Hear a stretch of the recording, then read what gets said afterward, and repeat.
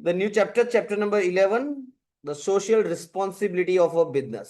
वैसे तो बहुत ही बड़ा टर्म है, बट बहुत समराइज वे में अपनी बुक में दिया हुआ है। It's actually called corporate social responsibility, जिसको सीएसआर के नाम से भी जाना जाता है।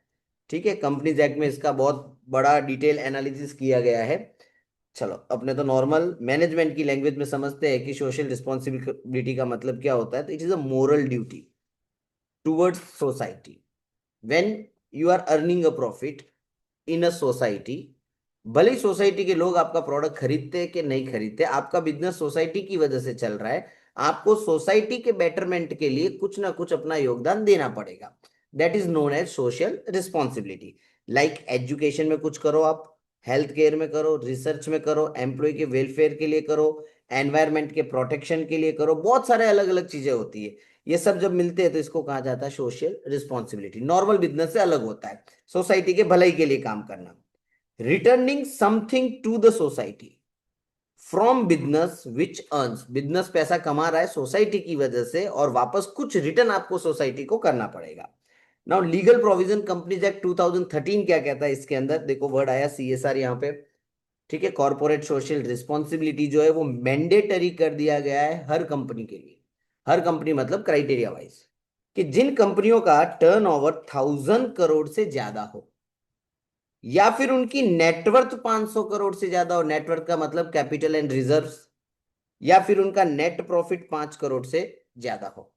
इन तीनों में से कोई भी कंडीशन फुलफिल हुई, उस कंपनी को minimum 2% of average profit of last 3 year, पिछले 3 साल के एवरेज प्रॉफिट का 2% मिनिमम, मैक्सिमम आपके ऊपर है, have to spend on social responsibility. लोगों की भलाई के लिए खर्च करना पड़ेगा।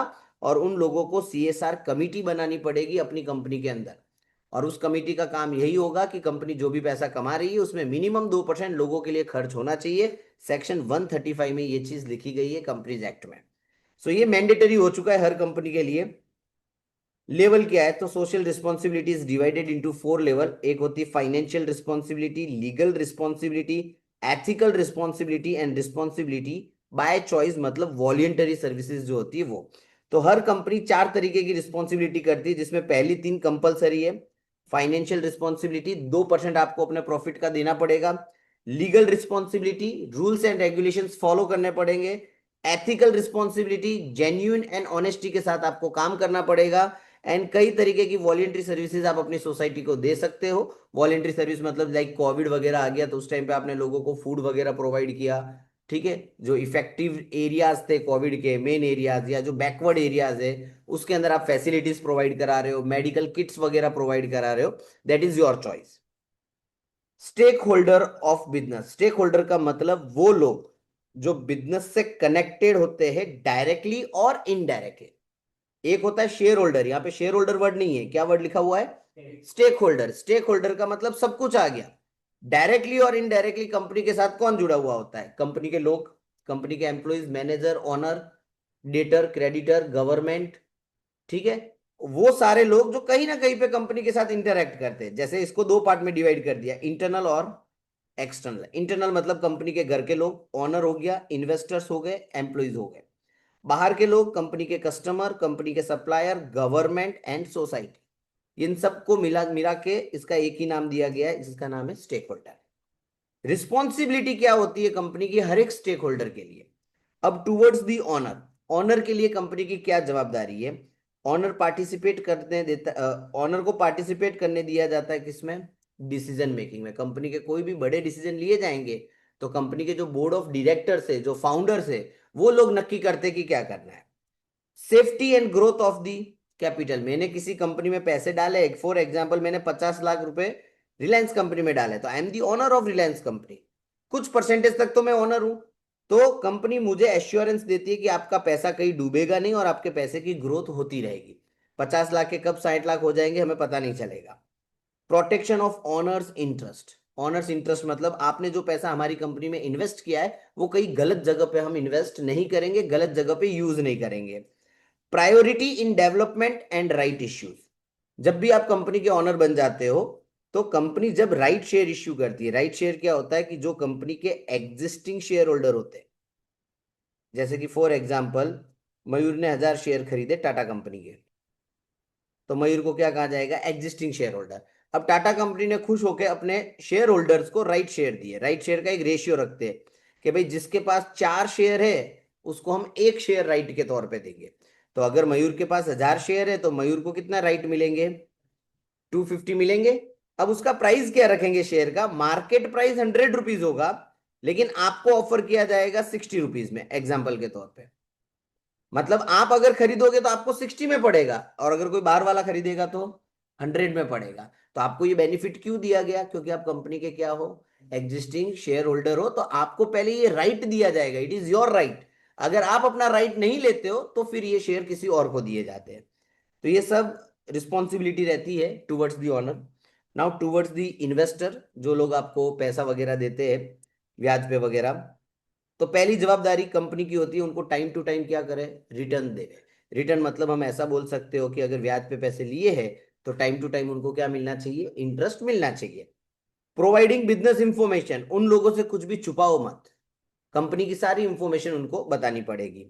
Increasing the investment value, investment value का मतलब जैसे मैंने आपसे 100 रुपए लिए हैं, तो 5 साल के बाद मैं आपको 110 दूंगा, हर साल इंटरेस्ट दूंगा वो अलग से एडिशनल, और कितने रुपए दिए मैंने आपको, 10 रुपए। तो वो वैल्यू में इंक्रीमेंट आपका होना चाहिए, आप क्या पैसा कहीं डूबे नहीं उसका ध्यान रखना है मुझे। और एक्सेप्टिंग द सजेशन, जब सामने वाला जिसने मुझे पैसे दिए वो कोई सजेशन देता है तो मुझे उसके सजेशंस भी सुनने पड़ेंगे, क्योंकि यहाँ पे छोटी मोटी अमाउंट नहीं होती, ये तो हम 100 रुपए का एग्जांपल ले रहे हैं, अमाउंट है 100 करोड़, 200 करोड़, इतनी बड़ी बड़ी अमाउंटें होती है वहां पे। चलो टूवर्ड्स दी एम्प्लॉइज, एम्प्लॉय के लिए कंपनी की क्या सोशल रिस्पॉन्सिबिलिटी है। तो पहला, कंपनी के एम्प्लॉय को फेयर एंड टाइमली वेजेस मिलना चाहिए, टाइम पे पगार उनको देनी चाहिए। एक ऐसा एटमोस्फेयर एंड फैसिलिटी प्रोवाइड करनी चाहिए जो रिक्वायर्ड है। फिर अगर आप कहीं फैक्ट्री में काम कर रहे हो तो आपको ना पता हो तो मैं बता दूं कि फैक्ट्री एक्ट होता है इंडिया में। फैक्ट्री एक्ट में फैक्ट्री कैसी होनी चाहिए उसके बारे में कायदे हैं, कि अगर बड़ी फैक्ट्री है तो वहां पे प्रॉपर वाटर फैसिलिटी होनी चाहिए, ऐसे सब रूल्स लिखे हुए लॉ में।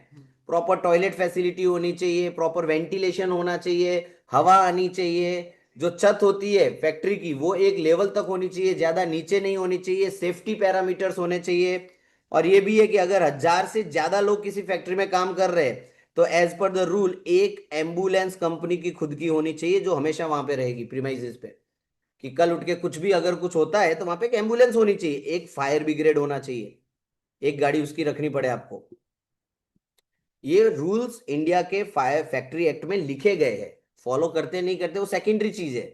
तो आपको अपने एम्प्लॉय की सारी चीजों का ध्यान रखना पड़ेगा, उनकी सोशल सिक्योरिटी का ध्यान रखना पड़ेगा, मतलब उनके लिए प्रोविडेंट फंड बनाना पड़ेगा, उनका इंश्योरेंस लेना पड़ेगा, जब वो बूढ़े हो जाएंगे तो उनके लिए पेंशन वगैरह का अरेंजमेंट आपको करके देना पड़ेगा। रिकॉग्निशन ऑफ लेबर यूनियन, आपके जितने भी एम्प्लॉय उनका एक यूनियन होगा, उनको रिकॉग्नाइज भी करना पड़ेगा, ऐसा नहीं कि फिर आप उनको भाव ही ना दो। अगर आपने उनको भाव नहीं दिया तो फिर हड़ताले पे बैठ जाएंगे, motivating the employees.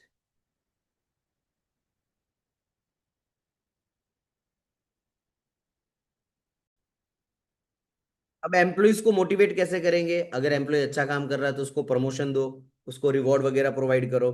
Respectful management attitude होना चाहिए, हिटलर की तरह काम नहीं करना है आपको, आपको उनका मोरल लेवल बढ़ाना है तो आपको उनको रिस्पेक्ट भी देनी पड़ेगी।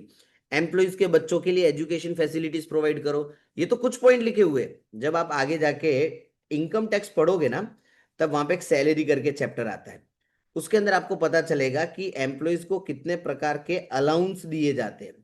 अलाउंस का मतलब होता है facilities, one kind of benefit. जैसे कि फॉर एग्जांपल मैं विप्रो कंपनी में था तो विप्रो कंपनी मुझे क्या बेनिफिट देती थी, मेडिकल एक्सपेंस फ्री है, कोई भी मेडिकल का खर्चा होगा भरेगी कौन, कंपनी। मेरा इंश्योरेंस किसने लेके रखा, कंपनी ने। मेरा ट्रैवलिंग अरेंजमेंट कौन देखता था, कंपनी देखती थी। मेरा फूड अरेंजमेंट कौन देखता था, कंपनी देखती थी। मेरा कहीं पे भी ट्रांसफर होगा तो एकोमोडेशन कौन देखता था, कंपनी देखती थी। हर चीज के अंदर कंपनी आपको फैसिलिटीज देती है, प्रोविडेंट फंड, पेंशन, सब कुछ। ठीक है, आपके बच्चों के लिए एजुकेशन फैसिलिटी, आप खुद अगर पढ़ना चाहो तो वो भी कंपनी अरेंज करके देती है, और इन सब में चार्जेस या तो एकदम नॉमिनल होंगे या फ्री ऑफ कॉस्ट होगा। तो ये सब रिस्पॉन्सिबिलिटी है towards employee. Now towards the customer, customer तो बाहर का बंदा है, is the king of the market. अब आपकी क्या जवाबदारी है कस्टमर के लिए, कि कस्टमर को सबसे पहले तो आप quality product and service provide करो। प्राइस कैसी होनी चाहिए? रिजनेबल होनी चाहिए। सप्लाई कंटिन्यूस रखो, स्कैरसिटी क्रिएट नहीं होनी चाहिए, क्योंकि स्कैरसिटी क्रिएट हुई तो प्राइस बढ़ जाएगी। कोई मिसलीडिंग एडवर्टाइजमेंट मत करो, उनको बाटली में उतारने के लिए कुछ भी मत बताओ टीवी पे कि वो प्रोडक्ट खरीदने के लिए अट्रैक्टिव हो जाए। आफ्टर सेल सर्विस आपकी जोरदार होनी चाहिए। प्रोडक्ट में अगर कुछ डैमेजेस होता है तो आप उसको ठीक करके दो, या फिर आपका ग्रीवाइंस रिड्रेसल होना चाहिए। मतलब एक सिस्टम, एक डिपार्टमेंट होना चाहिए जो आपके कस्टमर की कंप्लेंट्स को सुनेगा और उसको सॉल्व करेगा। इतने सारे काम मिनिमम आपको अपने कस्टमर के लिए करने चाहिए। अब करते हैं कि नहीं करते वो सेकेंडरी चीज है, it is a moral responsibility. ये बोलने की जरूरत नहीं है, ये बाय डिफॉल्ट जब आप काम कर रहे हो तो सोसाइटी में आपको अपने लोगों के लिए ये करना पड़ेगा। अगर आप क्वालिटी प्रोडक्ट नहीं दे रहे हो तो ध्यान रखना, लॉन्ग टर्म में आपकी कंपनी खत्म है। शॉर्ट टर्म में आप प्रॉफिट कमा लोगे, आपकी कंपनी जोरदार हो जाएगी, लेकिन एक टाइम के बाद कस्टमर आपका प्रोडक्ट नहीं खरीदेगा।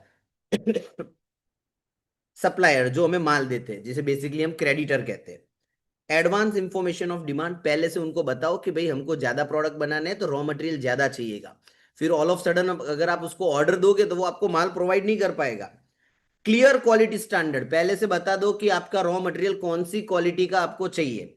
और जब वो आपको माल उधार में देता है तो उसको टाइम पे पेमेंट भी किया करो। 3 महीने का बोला है तो 3 महीने बाद पेमेंट आपको कर देना चाहिए। गवर्नमेंट के लिए क्या जवाबदारी है? Obey the laws. Obey the laws का मतलब जितने भी कानून भारत में बने गए आपको उसको फॉलो करना पड़ेगा। ऑनेस्टली आपको टैक्स का पेमेंट करना पड़ेगा।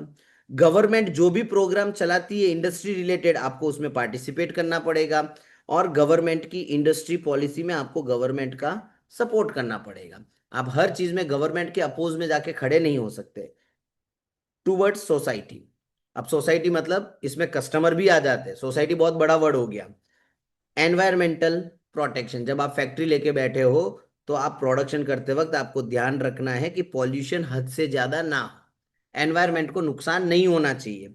देश के विकास के लिए आपको कंट्रीब्यूट करना पड़ेगा। आपको नए नए रिसर्च को एंकरेज करना पड़ेगा। इमरजेंसी आने पे आपको लोगों की मदद करनी पड़ेगी। आपको लोगों के कल्चर को वैल्यू देनी पड़ेगी। आपको सोसाइटी के वीकर बैकवर्ड सेक्शन को सपोर्ट करना पड़ेगा। आपको रोजगार क्रिएट करने पड़ेंगे। और ह्यूमन राइट्स को भी आपको मेंटेन करना पड़ेगा। As a company, as a businessman, आप इसमें से कोई चीज को वायोलेट नहीं कर सकते। आप कोई चीज नहीं करते हो, it's okay, but it is your responsibility. अब ये तो मैं बोलूँ कि भाई कई सारी कंपनियां होगी वो कल्चरल वैल्यूज को फॉलो नहीं करती है। कई सारी कंपनियां होगी जो इस कंट्री के वीकर सेक्शंस को सपोर्ट नहीं करती है। नहीं करती तो इट्स ओके, ऐसा लिखा हुआ नहीं कि मैंडेटरी है, लेकिन आप गलत नहीं कर सकते। अच्छा नहीं करना चाहते, इट्स ओके, बट रॉन्ग करना तो अलाउड ही नहीं है, वो तो इलीगल हो जाएगा।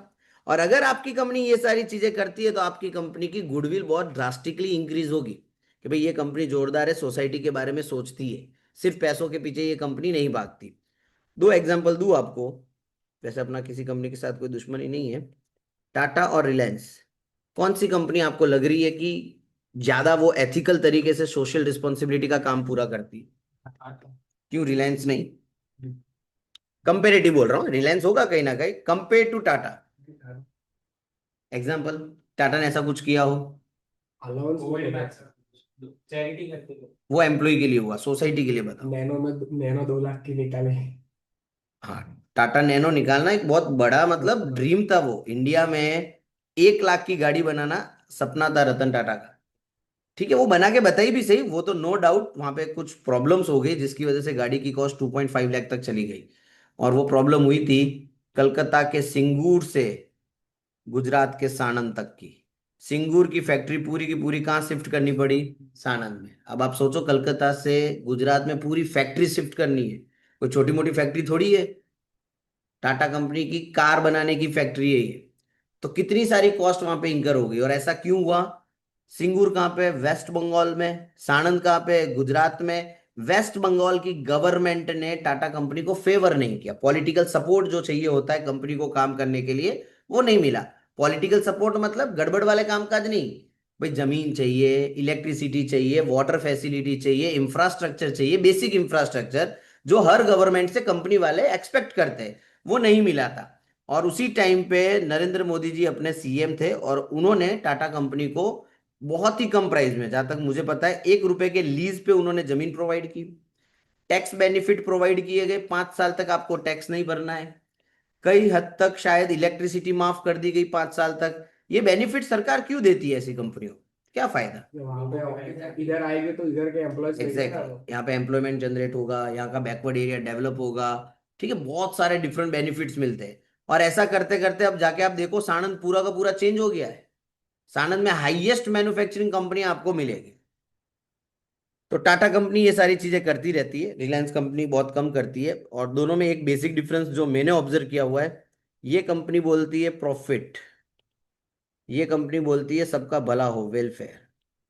टाटा कंपनी कभी प्रॉफिट के पीछे नहीं भागी, रिलायंस कंपनी ऑलवेज किसके पीछे भागती है? प्रॉफिट के पीछे। इसका बेस्ट एग्जांपल देखना है तो ताज होटल, बॉम्बे, कसाब का हमला जो हुआ था, उसकी पूरी स्टोरी तुमको देख लेनी चाहिए। इसके ऊपर मूवी भी आ गई है, होटल ताज करके। ठीक है, अनुपम खेर की है। उसमें पूरा रियलिटी बताया है कि रतन टाटा ने क्या क्या किया था जब ताज होटल में हमला हुआ था। पता है स्टोरी तुमको? हैं? आप नहीं बताइए। बता दी थी मैंने, हाँ बस। So that's why Tata company 2 कदम आगे चलती है। चलिए, now next is the business unit and environmental preservation. Her businessman को प्रोटेक्ट करना है नेचर को। कैसे प्रोटेक्ट करना है? तो आपको ध्यान रखना है लैंड एंड फॉरेस्ट प्रिजर्वेशन होना चाहिए। मतलब आप अननेसेसरी जंगल मत काटो। ठीक है, जमीन का मिसयूज नहीं होना चाहिए। ज्यादा से ज्यादा आप ट्री प्लांटेशन करो। जितने भी वेस्ट वगैरह है उसको डिस्पोज करो, जमीन में मत गाड़ दो। ठीक है, वाटर प्रिजर्वेशन करना है। आपको वाटर पॉल्यूशन को रोकना है। कुछ भी केमिकल्स वगैरह जो होते हैं, हम देखते हैं केनाल के अंदर चला जाता है, फिर वहां से वो नदी में चला जाता है, फिर वहां से नदियों से होते हुए समुद्र में चला जाता है। और ये केमिकल वाला वाटर जो होता है अल्टीमेटली घूमते घूमते हमारे पास ही आता है वापस पीने के लिए। सो वाटर पॉल्यूशन नहीं होना चाहिए। एयर प्रिजर्वेशन करना है, मतलब आपको एयर पॉल्यूशन को रोकना है। ठीक है, गैसेस पे कंट्रोल करो, स्मोक एमिशंस पे कंट्रोल करो। नॉइज कंट्रोल भी आपको करना है, जिसे नॉइज पॉल्यूशन कहा जाता है। आप अपनी फैक्ट्री में ऐसी मशीनें वगैरह यूज करो जिससे नॉइज जो है वो क्या हो, कंट्रोल में हो। जैसे अगर आप व्हीकल लेके निकलते हो और हद से ज्यादा अगर आपका व्हीकल नॉइज करता है ना, तो आपको पेनल्टी भरनी पड़ सकती है। कभी भी पुलिस वाला आपको PUC, that is for the gas, वो आपका जो स्मोक एमिशंस जो होता है गाड़ी में से जो निकल रहा होता है धुआं, उसके लिए होता है पीयूसी। कि वो जो धुआं निकल रहा होता है वो प्रॉपर लेवल पे होना चाहिए। अगर आप कैरोसिन डाल के व्हीकल चला रहे हो ना, तो धुआं तो निकलेगा, वो एकदम ब्लैक कलर का निकलेगा। कई सारे टेम्पो वाले को देखा होगा आपने, एकदम मतलब वियर्ड आवाज निकल रही होती है और पूरा धुआं धुआं कर देता है। दैट इज अलाउड ही नहीं है। उसको इमीडिएटली उसके रिक्शे को सीज कर देना चाहिए पुलिस वालों को। करते नहीं, अलग बात है, क्योंकि 50 रुपए में काम हो जाता है पुलिस वालों का भी। कर जाता है तो। हाँ हाँ। अरे, मेरे को एक दिन याद है, मतलब ऐसे अपने कोई पुलिस वालों के अगेंस्ट में नहीं है, क्योंकि रिकॉर्डिंग चालू है इसलिए अपने ज्यादा कुछ बोल भी नहीं सकते। मैंने 10 रुपए दिए हुए और 4 सेंटर फ्रेश दी हुई है। ये घटना होगी, मैं आपको बताऊं, लगभग लगभग 2009 की। अस्टोडिया दरवाजे पे मेरे को पकड़ा था पुलिस वाले ने। ट्रिपल सवारी थे हम बाइक पे। बोले क्या है जेब में? मैं कि 10 रुपए और 4 सेंटर फ्रेश, एक मुझे दे देना, बाइक चलाते हुए चाहिए।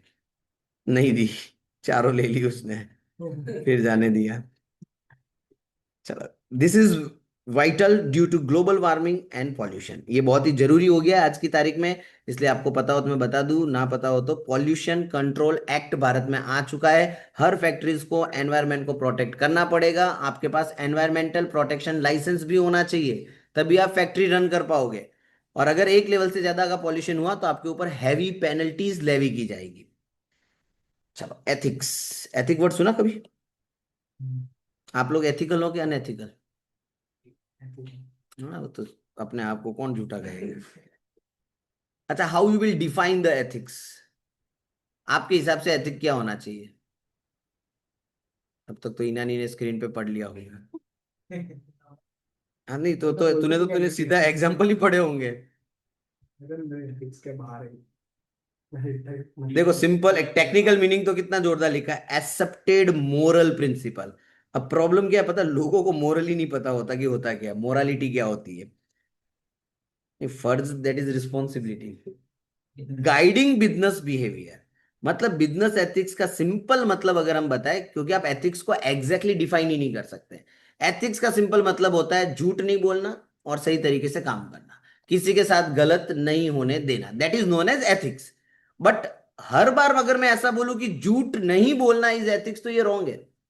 अगर मैं आपको बोलूं कि कोई बंदा है जो फॉर एग्जाम्पल बंदूक लेके दौड़ रहा है, ठीक है, किसी को मारने के लिए, मर्डर करना है उसको, और रास्ते में ईनानी खड़ा था। ईनानी को पूछा उसने कि भाई वो बंदा कहाँ है, तूने जाते हुए देखा, जबकि बकायदा ईनानी को पता है कि वो बंदा सामने वाली गली में गया है। ईनानी उसको झूठ बोलता है और उसको दूसरे रास्ते पे भेज देता है।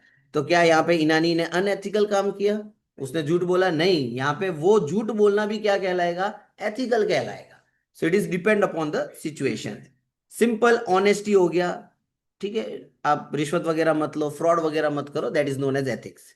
Ethics can not be enforce by law. कानून के तहत आप पे ऊपर ऐसा नहीं बोला जा सकता कि आपको एथिक्स फॉलो करने पड़ेंगे। अगर आप फॉलो नहीं करोगे तो आपको कानून के हिसाब से सजा होगी। कैसे प्रूव करोगे कि सामने वाला ऑनेस्ट है कि डिसऑनेस्ट है? कैसे? तू ईमानदार है कि बेईमान है, कैसे प्रूव हो सकता है? पॉसिबल है नहीं ना। ये तो आपके एक्ट पे डिपेंड करता है ना। एक एक्ट ऐसा लग सकता है कि आप ऑनेस्ट नहीं हो, दूसरा एक्ट ऐसा लग सकता है कि आप ऑनेस्ट हो। तो ये चीज कभी चैलेंज नहीं की जा सकती। ये तो पर्सन टू पर्सन डिफर ही रहने वाली है। दे आर वॉलेंटरी, एथिकल चीजें वॉलेंटरी होती है, but essential for the long term success. अगर आपकी कंपनी को लॉन्ग टर्म में गेन चाहिए, बेनिफिट चाहिए, तो फिर आपको एथिकल तरीके से काम करना पड़ेगा। क्या क्या एलिमेंट्स होते हैं बिजनेस एथिक्स के?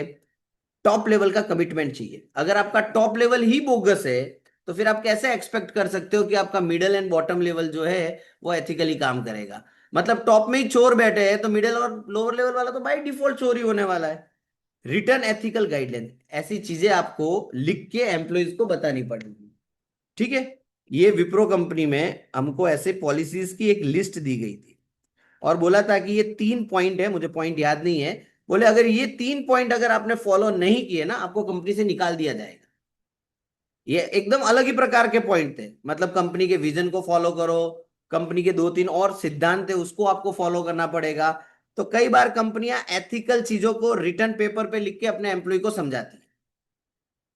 थर्ड नंबर पे लिखा है प्रॉपर ऑर्गेनाइजेशनल स्ट्रक्चर। आपकी कंपनी का स्ट्रक्चर वेल डिफाइन होना चाहिए। वेल डिफाइन का मतलब, जैसे फॉर एग्जांपल यहाँ पे सीईओ बैठा है, स्किन क्यों फ्रीज हो रही है?